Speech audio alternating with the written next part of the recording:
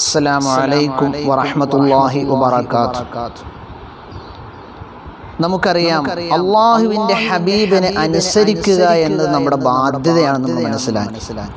എന്നാൽ നമ്മൾ മനസ്സിലാക്കേണ്ട മറ്റൊരു കാര്യം, അള്ളാഹുവിനെ അനുസരിച്ചു എന്നൊരു മനുഷ്യന് കൃത്യമായി പറയാൻ കഴിയണമെങ്കിൽ അള്ളാഹുവിൻ്റെ ഹബീബിനെ അനുസരിച്ചിരിക്കണം.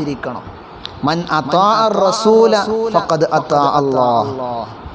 ഏതെങ്കിലും ഒരു മനുഷ്യൻ അള്ളാഹുവിൻ്റെ ഹബീബിനെ അനുസരിച്ചാൽ, അനുധാവനം ചെയ്താൽ, അവൻ അള്ളാഹുവിനെയും അനുധാവനം ചെയ്തു, അള്ളാഹുവിനെയും പിൻപറ്റി.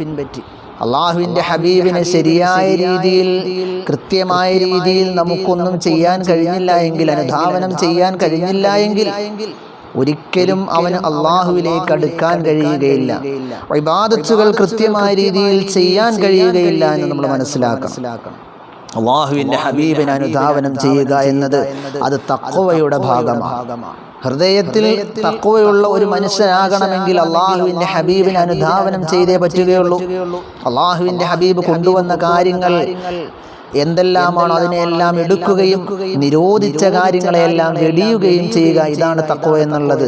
അതുകൊണ്ട് തന്നെ അള്ളാഹുവിൻ്റെ ഹബീബിനെ കൃത്യമായി പിൻപറ്റിയാലല്ലാതെ ഒരു മനസ്സിന് തഖ്വ ഉണ്ടാക്കുവാൻ കഴിയുകയില്ല. അതുകൊണ്ട് തഖ്വയുള്ള മനസ്സിൻ്റെ ഉടമകളാകണോ എന്നാൽ നിങ്ങൾ അള്ളാഹുവിൻ്റെ ഹബീബിനെ അനുധാവനം ചെയ്യുക. അള്ളാഹു സുബ്ഹാനഹു വ തആല പ്രവാചകനനുസരിച്ച് ജീവിക്കാനും തഖ്വയുള്ളവരാകാനും നമുക്കെല്ലാവർക്കും തൗഫീഖ് നൽകി അനുഗ്രഹിക്കുമാറാവട്ടെ. അസ്സലാമു അലൈക്കും വറഹ്മത്തുള്ളാഹി തആല വബറകാതുഹു.